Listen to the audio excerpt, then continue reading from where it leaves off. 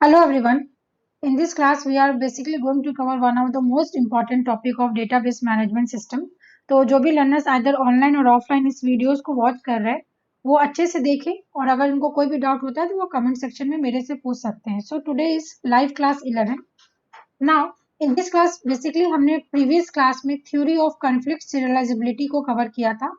अगर आपने दिसंबर 2019 का क्वेश्चन देखा होगा तो उन्होंने इसके थ्योरी पे क्वेश्चन पूछा था. ठीक है. I will discuss that question today itself. And 2020 में भी आपका क्वेश्चन इसके थ्योरी बेस्ड क्वेश्चन आया था. नवंबर 2020 की मैं बात कर रही हूँ. तो उसी सारे क्वेश्चंस में किस तरीके के क्वेश्चंस पूछते हैं एंड मोस्ट एक्सपेक्टेड है कि इस बार आपका इसमें प्रैक्टिकल क्वेश्चंस पूछा जाए एग्जाम में. तो आप ये सारे टॉपिक्स को अच्छे से करके आपको एग्जाम में जाना है. Now as discussed in concurrency control, as we all know, हम एसिड प्रॉपर्टी को डिस्कस कर रहे हैं and acid property is very important for any transactions. क्यों? क्योंकि आप डेटाबेस मैनेजमेंट सिस्टम में या डेटाबेस में जो भी एक्टिविटीज परफॉर्म कर रहे हो that activities are defined in terms of transactions.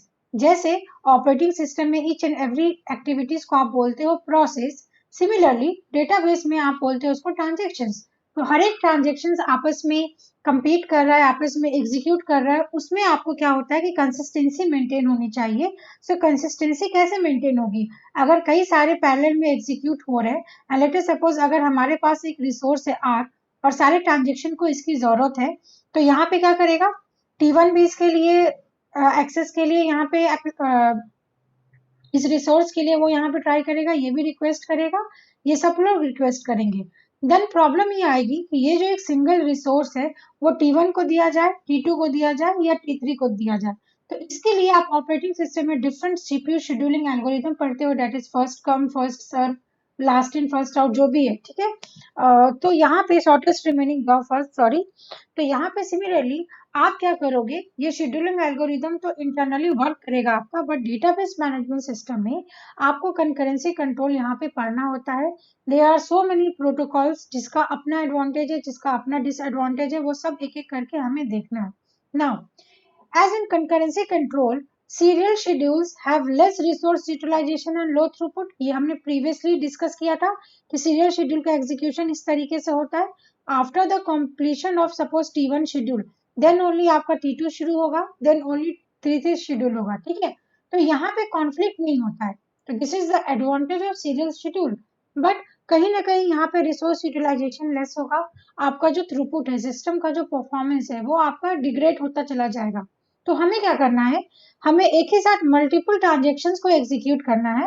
At the same time वहां पे कंकरेंसी मेंटेन होना चाहिए. तो इस तरीके से आप कैसे करेंगे हमें? तो उसके लिए हम पढ़ते हैं सीरियलाइजेबली, सॉरी, फॉर दिस हम क्या पढ़ते हैं? किसी भी जो भी आपके शेड्यूल है, शेड्यूल को हमें सीरियलाइजेबल करना पड़ेगा.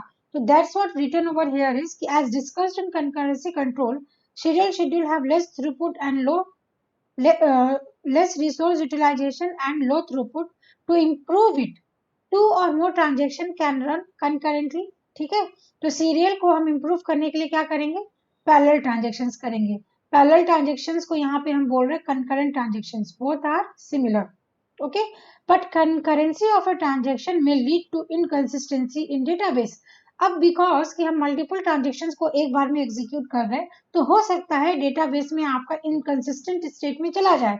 इनकंसिस्टेंट स्टेट का मीनिंग कि आपने सपोज ट्रांजेक्शन किया 1000 और ट्रांजेक्शन में सिर्फ 500 स्टोर हुआ.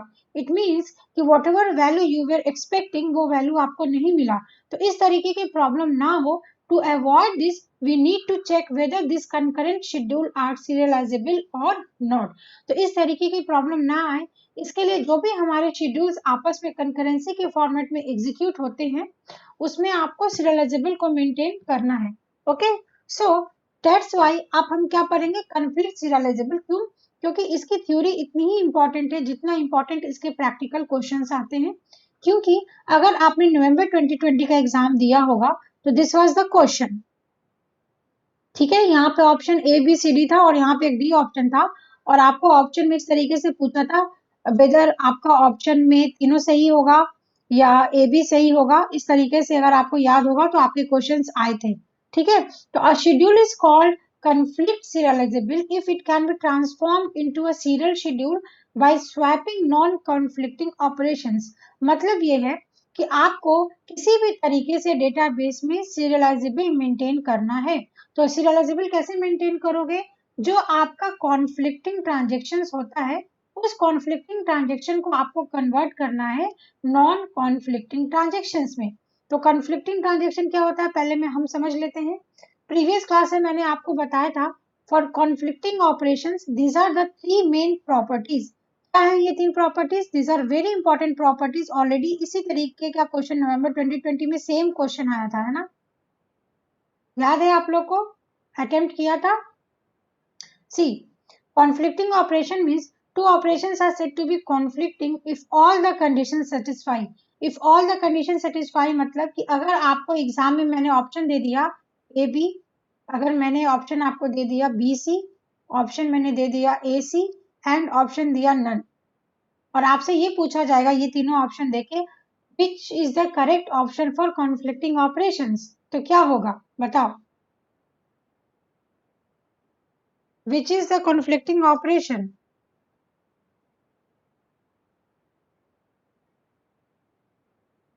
Answer will be what? Answer will be none. None इसलिए होगा बिकॉज यहाँ पे लिखा है if all the condition are satisfied, it must be. A कैसे होगा? ए नहीं होगा ना, इफ ऑल होगा। आपके तीनों कंडीशन मीट होने चाहिए। दिस इज हाउ कि आपको कॉन्सेप्ट मालूम है फिर भी आप एग्जाम में गलत अटेम्प्ट करके आ रहे हो। ठीक है, यहाँ पे आपको यहाँ पे कॉन्फ्लिक्टिंग ऑपरेशन होने के लिए सारा डिफरेंट ट्रांजेक्शन होना चाहिए। जो आप ऑपरेट कर रहे हो वो सेम डेटा आइटम पे ऑपरेट होना चाहिए and at least one of the write operation. अगर इस तीनों में से, इस तीनों पॉइंट में से, इस तीनों कंडीशन में से अगर एक कंडीशन भी मीट नहीं हुआ तो उस ऑपरेशन को आप कॉन्फ्लिक्टिंग ऑपरेशन नहीं बोलेंगे। तो यहाँ पे मैंने ए बी बी सी ए सी दिया है, कॉम्बिनेशन बना के दिया है, बट कॉन्फ्लिक्टिंग ऑपरेशन के लिए आपका ऑल कंडीशन होना चाहिए। तीनों condition must be true, must मैं बोल रही हूँ, मस्ट। हेंस इसका ऑप्शन हो जाएगा नन। ठीक है, तो ये आपका नवंबर 2020 में ये क्वेश्चन आया था, तो आप इस क्वेश्चन को जरूर एक बार फिर से देखना। Now this is the example, just tell me the answer of this question. यहाँ पे मैंने कुछ एग्जांपल दिया है, आपको ये बताना है क्या ये कॉन्फ्लिक्ट ऑपरेशंस है या फिर ये नॉन कॉन्फ्लिक्ट ऑपरेशन है। Just tell me the answer. पहला पॉइंट ये बोलता है कि आप ट्रांजेक्शन देखो रीड राइट होना चाहिए। ठीक है, तो यहाँ पे एक राइट है, यहाँ पे दोनों राइट है, यहाँ पे एक राइट है और यहाँ पे ये, तो इट मीन्स कि पहला कंडीशन तो हमारा ट्रू हुआ कि एटलीस्ट आपका एक राइट ऑपरेशन है। उसके बाद सेकंड क्या पॉइंट बोलता है? सेकंड पॉइंट ये बोलता है कि दोनों डिफरेंट ट्रांजेक्शन्स का होना चाहिए। ठीक है, तो क्या दोनों डिफरेंट ट्रांजेक्शन है? यस, यहाँ पे 1 है, यहाँ पे 2 है, यहाँ पे 1 है, यहाँ पे 2 है, यहाँ पे 1 है, 2 है, मतलब हमारा सेकंड प्रॉपर्टी भी होल्ड हो गया। उसके बाद थर्ड प्रॉपर्टी ये बोलता है they must operate on same data item. Same data item का मीनिंग यहाँ पे हो गया कि अब आप यहाँ पे देखो, ये वाला जो ऑपरेशन है, ठीक है, ये सेम डेटा आइटम है ए, यहाँ पे भी सेम डेटा आइटम है, यहाँ पे सेम डेटा आइटम है, यहाँ पे सेम डेटा आइटम है। इट मीन्स कि ये दोनों क्या होगा, इसमें तीनों प्रॉपर्टी होल्ड हो रहा है। That's why it is conflicting operation. क्यों? क्योंकि आपको ऐसे समझना है कि यहाँ पे एक सिंगल रिसोर्स है ए, इस सिंगल रिसोर्स को एक ट्रांजेक्शन है T1 जो कि रीड कर रहा है इसके लिए, और एक दूसरा ट्रांजेक्शन है T2 जो कि इसी पे राइट कर रहा है। तो ये हो गया आपका question number 1, that is case 1। Case 2 क्या बोल रहा है? केस 2 ये बोल रहा है कि आपका एक रिसोर्स यहाँ पे है ए, एक T1 ट्रांजेक्शन है जो इस पे राइट कर रहा है एंड अगेन एक T2 ट्रांजेक्शन है जो इस पे रीड कर रहा है। तो आपका रीड कर रहा है, हाँ, तो यहाँ पे क्या हो गया, दो डिफरेंट ट्रांजेक्शन हैं दोनों ऑप्शन में, एक राइट ऑपरेशन है, एक राइट ऑपरेशन है एंड यहाँ पे सेम रिसोर्सेज है, that is same data item. Hence ये दोनों आपका कॉन्फ्लिक्टिंग ऑपरेशन है। यहाँ तक क्लियर हुआ? यस और नो?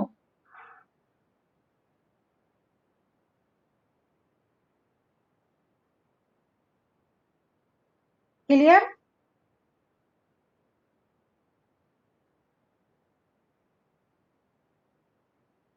केस 3 यहाँ पे बोला this is two different resources, that is first resource is A and second resource is B.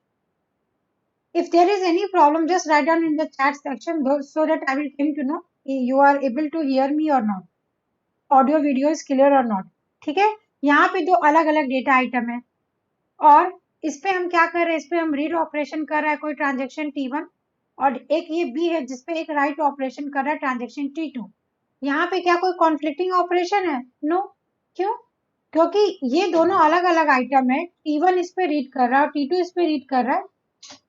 दोनों अपने आप में 1 second. Just tell me the answer of this question.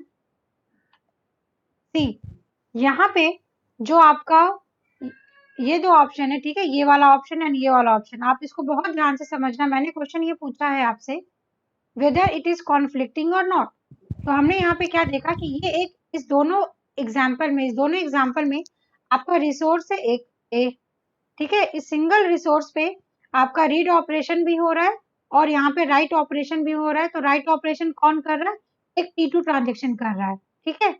और यहाँ पे रीड ऑपरेशन कौन कर रहा है? एक T1 ट्रांजेक्शन कर रहा है. सेम डेटा आइटम पे है. तो हमने 3 कंडीशन पढ़ा है.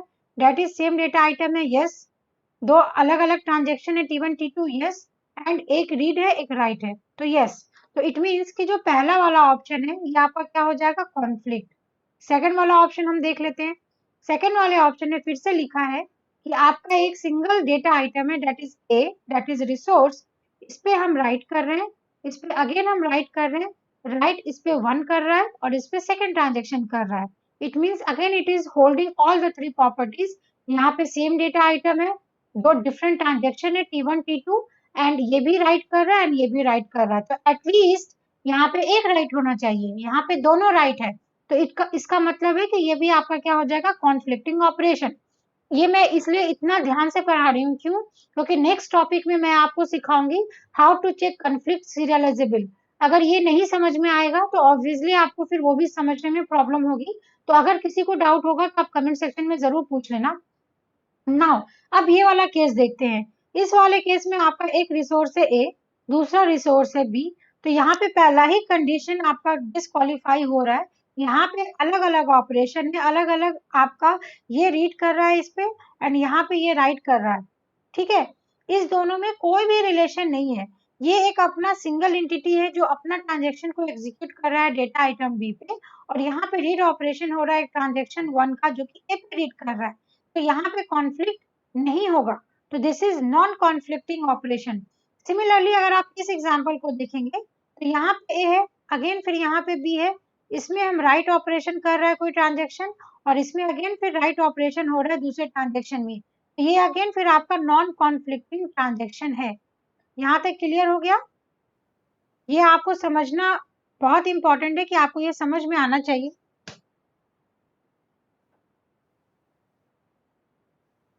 नेक्स्ट करें? Should be proceed ahead?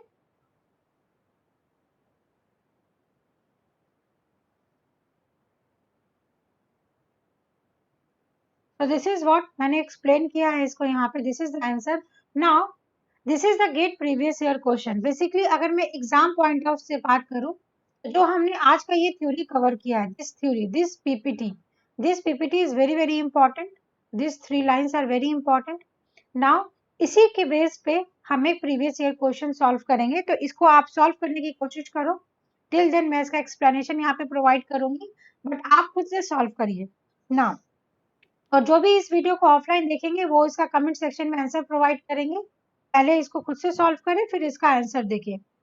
Question आपको गेट में किस तरीके से या यूजीसी नेट में किस तरीके से क्वेश्चन पूछेगा. They will give you following schedule involving 2 transactions and which is the statement is true. ठीक है, यहाँ पे आपको S1 S2 क्या है? These are known as schedule. क्यों हम इसे शेड्यूल बोलेंगे? बिकॉज हमने ऑलरेडी पढ़ा है if there are multiple transactions then उसको हम बोलेंगे शेड्यूल. तो यहाँ पे एक शेड्यूल है S1, दूसरा शेड्यूल है S2 और आपको ये मालूम करना है कि क्या both S1 and S2 are conflict serializable. क्या सिर्फ S1 है या फिर S2 है या दोनों में से कोई नहीं है. तो कॉन्फ्लिक्ट सीरियलाइजेबल चेक करने के लिए क्या करते हैं, आपको इसका प्रेसिडेंस ग्राफ बनाना पड़ेगा। This is one type, precedence graph बनाना पड़ेगा। उसके बाद आपको ये चेक करना पड़ेगा क्या वहां पे साइक्लिक डिपेंडेंसी है, क्या वहां पे कोई साइकिल तो नहीं बन रहा। इफ यहाँ पे क्या आएगा, इफ साइकिल, मतलब अगर वहां पे साइकिल बन गया तो साइकिल का केस क्या होता है, डेडलॉक।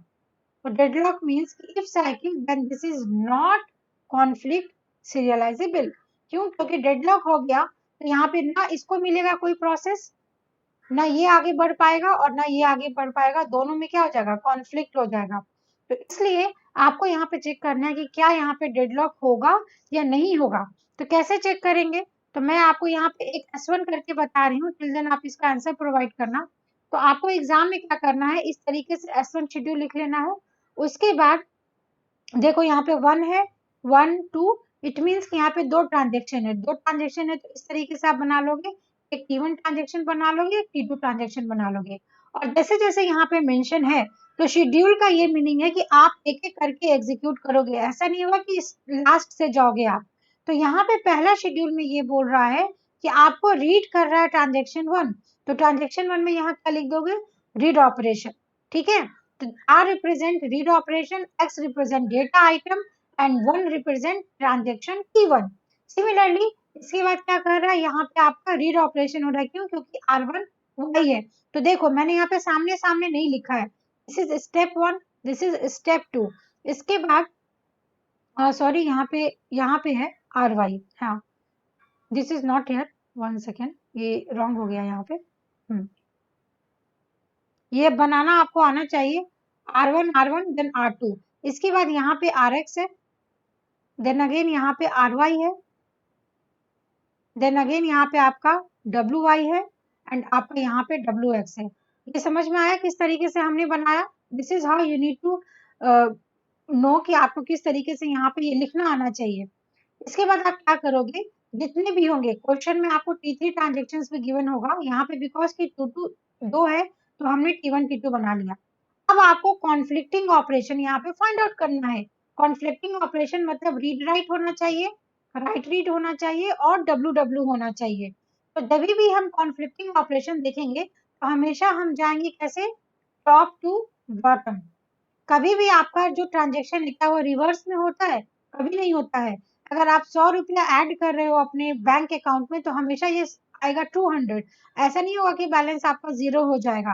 तो ऊपर से नीचे चेक करेंगे। तो यहाँ पे रीड ऑपरेशन है, तो आपको यहाँ पे अगर रीड ऑपरेशन है T2 ट्रांजेक्शन में तो क्या कोई फर्क पड़ेगा, नहीं, क्योंकि हमें ये आइटम ढूंढना है। ठीक है, ये वाले कॉन्फ्लिक्टिंग ऑपरेशन होता है। फिर यहाँ पे रीड रीड को तो कोई कॉन्फ्लिक्ट नहीं आएगा। अब हमने यहाँ पे क्या देखा, रीड है X और राइट कर रहा है Y, तो इट मीन्स ये कॉन्फ्लिक्टिंग होगा या नहीं होगा, बताना मुझे एक बार। ये वाला जो ऑपरेशन है this one, is it conflicting और नॉट?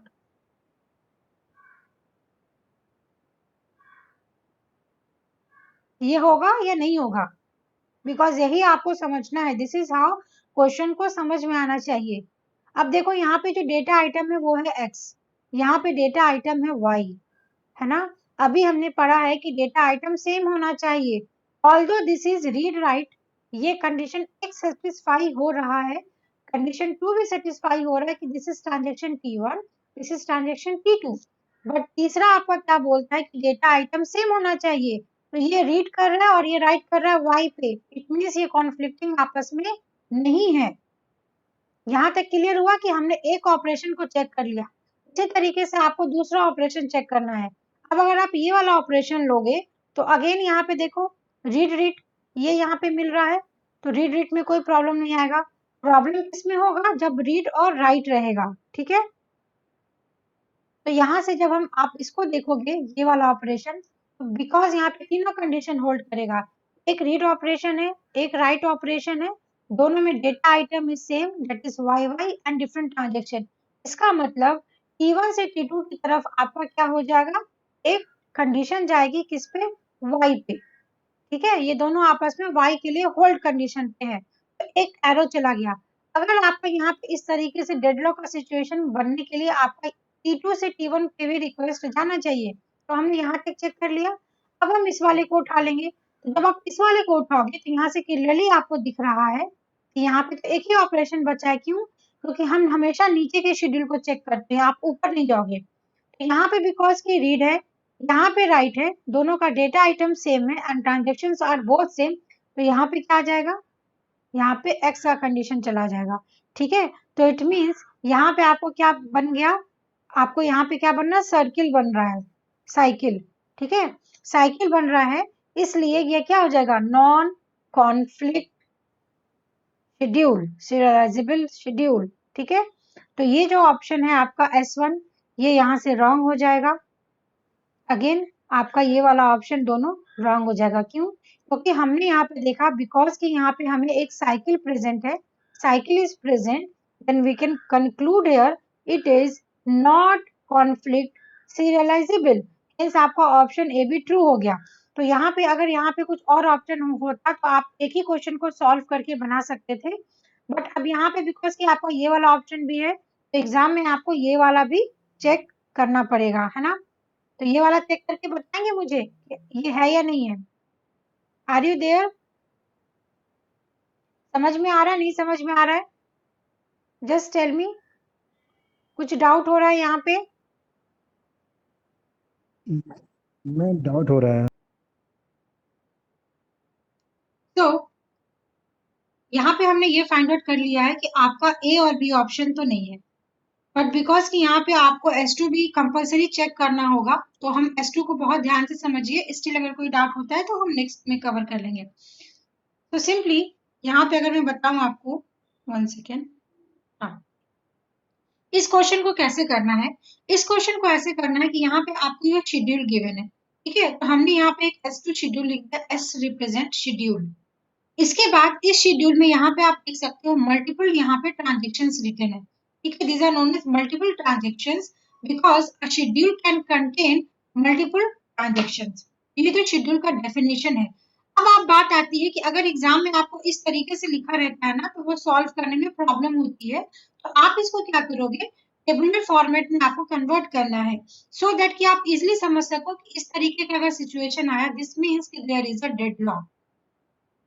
तो नाउ अब R1X का मतलब है कि ये एक ट्रांजेक्शन है 1 जो कि रीड ऑपरेशन कर रहा है, कौन से आइटम पे, तो डेटा आइटम X पे। तो यहाँ पे हमने एज्यूम कर लिया कि R1 represent transaction T1, 2 represent transaction T2। ठीक है, तो यहाँ पे R1X है, मतलब ट्रांजेक्शन जो T है 1 वाला, उसमें रीड ऑपरेशन करना है, तो हमने यहाँ लिख दिया रीड ऑपरेशन एंड यहाँ पे लिख दिया X। अगर आपको यहाँ पे नहीं समझ में आ रहा तो आप यहाँ पे R1 भी लिख सकते हो। तो R1 इसके अंदर जाएगा, 1 वाला सारा 1 ट्रांजेक्शन के अंदर जाएगा और 2 वाला सारा 2 ट्रांजेक्शन के अंदर जाएगा। यहाँ तक क्लियर है? क्लियर है यहाँ तक कि किस तरीके से हमने पहली की? जी मैम। हाँ, उसके बाद आप सेकंड वाला उठा लो। सेकंड वाला किसके अंदर जाएगा, ये 2 लिखा है, यस मैम। इसका मतलब 2 में जाएगा, तो यहाँ पे आ जाएगा आपका R2X। सिमिलरली बस उठा के लिखना है आपको। सिमिलरली यहाँ पे आ जाएगा R2Y, देन आपका आ जाएगा W2Y एंड इसके बाद आएगा R1Y, देन आएगा W1X। ठीक है, यहाँ पे बहुत इंपॉर्टेंट है ये समझना कि जब ये W2 के बाद हम R1 पे आ रहे हैं, ये R1 वाला ट्रांजेक्शन आप यहाँ पे नहीं लिखोगे। क्यों? क्योंकि शेड्यूल का मतलब क्या हुआ कि आप यहाँ पे सीरियलाइजेबिलिटी मेंटेन कर रहे हो। सीरियलाइजेबिलिटी का ये मीनिंग है कि ये ट्रांजेक्शन्स आपस में मल्टीपल ट्रांजेक्शन्स है जो एग्जीक्यूट तो हो रहे हैं पैरेलली, कंकरेंटली एग्जीक्यूट हो रहे हैं, बट आपको कंकरेंट ट्रांजेक्शन्स को सीरियलाइजेबल करना है, मतलब एक एक करके ही एग्जीक्यूट करना है। तो इसलिए हम यहाँ पे एक एक करके ही लिखेंगे। क्यों? क्योंकि इसके साथ इसके बाद ही आपको ये वाला ट्रांजेक्शन्स को एग्जीक्यूट करना है, तभी तो आपका कॉन्फ्लिक्ट नहीं होगा, तभी तो यहाँ पे डेडलॉक नहीं होगा, तभी तो आपका कंसिस्टेंसी मेंटेन होगा। तो ये बहुत ध्यान से है समझना आपको कि जो ये वाला ट्रांजेक्शन है, जो ये वाला ट्रांजेक्शन है R1, इस R2 के बाद ये यहाँ पे नहीं आएगा, वो आपके प्रॉपर प्लेस पे आएगा। तो आप अगर इस तरीके से ट्रांजेक्शन को बना पा रहे हो, दिस इज नोन एज कि आपने इसको क्या कर लिया, सीरियलाइजेबल में कन्वर्ट कर लिया। ठीक है, अब आपको ये चेक करना है कि क्या वो कॉन्फ्लिक्ट सीरियलाइजेबल है या नहीं है। तो कॉन्फ्लिक्ट सीरियलाइजेबल चेक करने के लिए हमें क्या चेक करना होता है कि क्या यहाँ पे साइकिल प्रेजेंट है या नहीं प्रेजेंट है। तो कैसे चेक करेंगे, तो यहाँ पे T1 बना लेना, यहाँ पे T2 बना लेना। ठीक है। अब ट्रांजेक्शन को ध्यान से देखने की कोशिश करना है आपको। यहाँ पे ये चेक करना है कि ये रीड कर रहा है एक्स पे। तो सबसे पहले आपको क्या करना है, सेम एक्स वाला आइटम ढूंढो। तो यहाँ पे रीड है एक्स में, तो रीड में कोई कॉन्फ्लिक्ट नहीं होता है, हमने ऑलरेडी ये चीज पढ़ा है। तो इस एक्स के लिए किसी भी टी2 ट्रांजेक्शन में कॉन्फ्लिक्टिंग ऑपरेशन नहीं है। क्यों? क्योंकि कॉन्फ्लिक्ट होने के लिए टी2 ट्रांजेक्शन में राइट होना चाहिए किस पे, एक्स आइटम पे। देखो इस क्वेश्चन में नहीं गिवन है, पर आपको ये तुरंत दिमाग में जाना चाहिए, बिकॉज कि यहाँ R1X है। कॉन्फ्लिक्ट होने के लिए T2 में आपका इस तरीके से होना चाहिए, T2 में एक राइट ऑपरेशन होना चाहिए, ट्रांजेक्शन अलग होना चाहिए और डेटा आइटम सेम होना चाहिए। तो क्या इसमें से कोई W2X है? नहीं है। तो इट मीन्स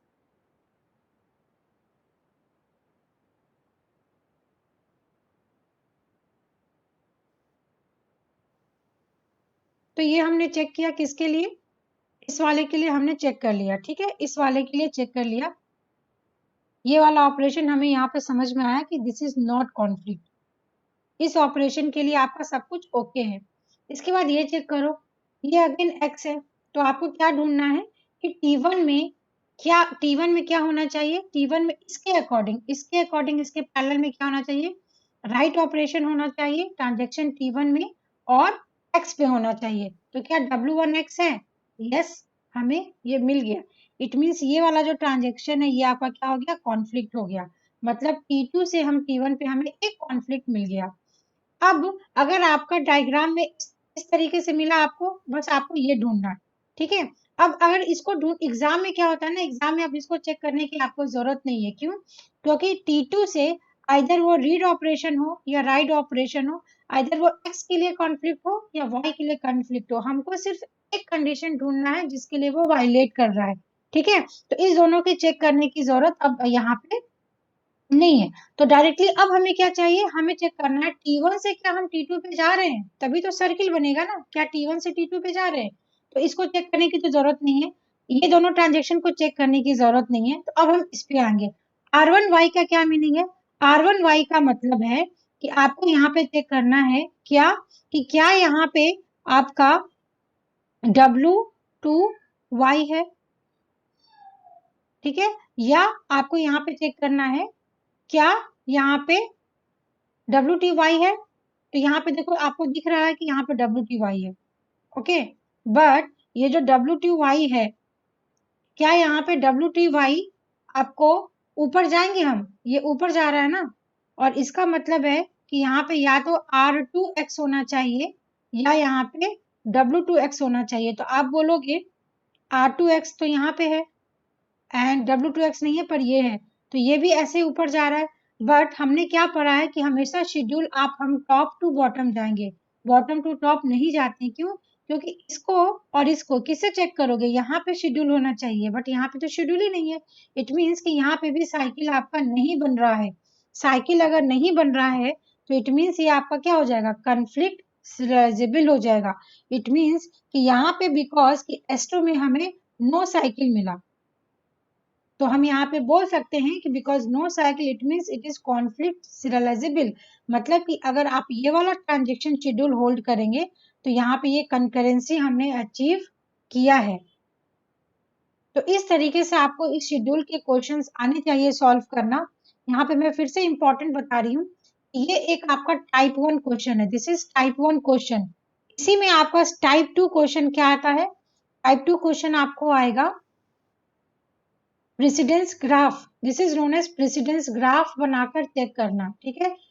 और एक ये कॉन्फ्लिक्ट सीरियलाइजेबल है या नहीं है, ये टाइप 1 है एंड दिस इज टाइप 2। तो जैसे यहाँ पे आपको मल्टीपल इस तरीके से गिवन रहेगा ट्रांजेक्शंस, और पूछेगा ये वाला पाथ होल्ड कर रहा है या कौन सा करेक्ट पाथ है सीरियलाइजेबल को मेंटेन करने के लिए। तो इसको सॉल्व करने का तरीका ये होता है कि आपको ऐसा नोड सर्च करना है जिस नोड पे आपका क्या है, इन डिग्री 0 है। तो जिसका इन डिग्री 0 है, इन डिग्री मतलब इनकमिंग नोड्स। ठीक है। तो आप उसको क्या करोगे, उसको आप रिमूव कर दोगे। मतलब इन डिग्री 0 है, वहां से किसी की रिक्वेस्ट नहीं आ रही, तो वो आपका इस वाले पाथ में, जैसे आपको जैसे सर्किल बना कुछ भी बना, आपको पूछेगा प्रेसिडेंस ग्राफ का एक्चुअल पाथ क्या है, T1 T2 T3 है या T2, T1, T3 है, इस तरीके से ऑप्शंस गिवन होते हैं। काफी ऑप्शंस आप बना सकते हो। आपको करेक्ट सीक्वेंस चेक करना है कि किस तरीके से ट्रांजैक्शन सिस्टम में आप इंटर कराओगे जिसकी वजह से आपकी कंकरेंसी मेंटेन हो। तो ये पाथ आप कैसे सेलेक्ट करोगे? तो इसमें जब आप इस शेड्यूल को इस तरीके से बनाओगे तो आपका ये ग्राफ बनेगा। जैसे आपका डेडलॉक का ग्राफ बनता है, इसमें से जिसकी इन डिग्री 0 है इसको रिमूव करो। तो यहाँ पे देखो जो T1 है, मैं इसका क्वेश्चन आपको दूंगी, आप सॉल्व करना। जैसे ये T1 है, इस T1 में क्या है? ये आउट डिग्री है ना, इस तरीके से बाहर जा रहा है, it means this is out degree. तो T1 की इन डिग्री 0 है, इसलिए आप T1 को रिमूव करोगे। T1 को रिमूव करने का मतलब कि किसी भी ऑप्शन में जहां से T1 होगा वो आपका आंसर हो सकता है। तो जैसे ही आप T1 को रिमूव करोगे, तो T1 को रिमूव किया तो ये वाला भी हट जाएगा, ये वाला भी हट जाएगा। इसके बाद आइदर आप T2 लिखो या T3 लिखो, दोनों ऑप्शन ट्रू होगा। ठीक है, नहीं यहाँ पे दोनों ऑप्शन ट्रू नहीं होगा, सॉरी। T2 से T3 जा रहा है ना, ये वाला जा रहा है। तो यहाँ पे अब इसके बाद किसकी इन डिग्री 0 है? तो इसकी। इट मीन्स आपका पहला वाला सीक्वेंस क्या होगा? It is a true sequence, जो ये बता रहा है कि ये आपका कॉन्फ्लिक्ट सीरियलाइजेबल होल्ड करेगा। तो ये वाला जो सेक्शन आज हमने कवर किया है, दिस इज कॉन्फ्लिक्ट सीरियलाइजेबल। इसके थ्योरी पे क्वेश्चन पूछा गया है आपका नवंबर 2020 में। तो इट इज मोस्ट एक्सपेक्टेड कि आपका जो अभी मई में एग्जाम होने वाला है, आपको इसका इस तरीके से न्यूमेरिकल क्वेश्चन आना चाहिए बनाने। तो इसमें दो टाइप के क्वेश्चंस आपके बनते हैं, हेंस इसका ऑप्शन क्या हो जाएगा? सी इज द करेक्ट आंसर। आपको साइकिल चेक करना है, अगर साइकिल प्रेजेंट है इट मीन्स नॉट सीरियलाइजेबल। तो हमने जब ये फर्स्ट वाला सॉल्व किया था वहां पे हमको इस तरीके से साइकिल मिल गया था, ठीक है। इसीलिए ये वाला आपका कॉन्फ्लिक्ट सीरियलाइजेबल नहीं है और इसमें सर्किल नहीं बना, इस वजह से ये आपका आंसर ट्रू है। तो इसमें अगर डाउट हो रहा है तो मैं कुछ क्वेश्चंस आपको दूंगी, वो क्वेश्चंस आपको सॉल्व करना बहुत ही इंपॉर्टेंट है, ठीक है। Yes. So this is how we have completed one of the most important topics of transactions. कैसे ठीक कैसे ठीक करेंगे माइक? मुझे तो नहीं समझ में आ रहा है, आप ही बताओ मुझे कैसे ठीक करेंगे। मुझे तो ये टिक का साउंड बहुत ब्रेक हो रहा है। ब्रेक हो रहा है, it means what? See break हो, क्योंकि मैं वही डिवाइसेस यूज करती हूँ जो हमेशा यूज करती हूँ। या तो मेरे इंटरनेट में प्रॉब्लम है या कुछ ऐसा हो रहा है, क्योंकि कुछ भी एक्सटर्नल चीजें तो आज नहीं यूज किया है, सेम सिस्टम है।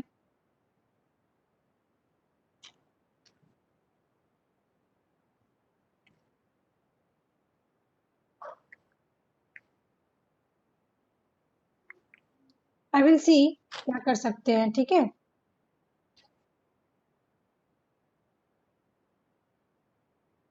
Okay ma'am. ओके, देखते हैं। Thank you ma'am. Okay, thank you.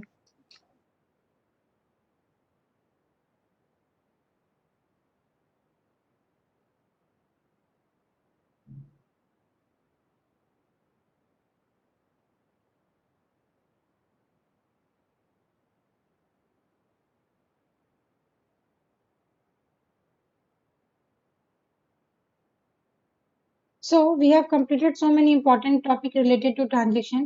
तो जो भी लर्नर्स इस वीडियो को देख रहे हैं, आपसे ये रिक्वेस्ट रहेगा कि आप गेट के प्रीवियस ईयर क्वेश्चंस को लगाइए, ठीक है। एंड अगर कोई भी डाउट होता है तो आप हमारे इस टेलीग्राम पे जुड़ सकते हैं एंड यहाँ पे आप अपने क्वेश्चंस पोस्ट कर सकते हैं, so that I can provide you the solutions. And आप हमारे लाइव क्लासेस को भी ज्वाइन करके वहाँ पे आप डाउट को सॉल्व कर सकते हैं। So this was all about today's video. In next video I will be covering locking, and blocking को कवर करने से पहले एक और आपका टॉपिक रहता है व्यू सीरियलाइजेबल, ये हम कवर कर लेंगे क्योंकि you can expect theory question from this topic. So this is again important topic. I hope you like the video and whatever is your feedback, just put in the comment section so that we will came to know how we need to improve ourselves. Okay. Thank you so much.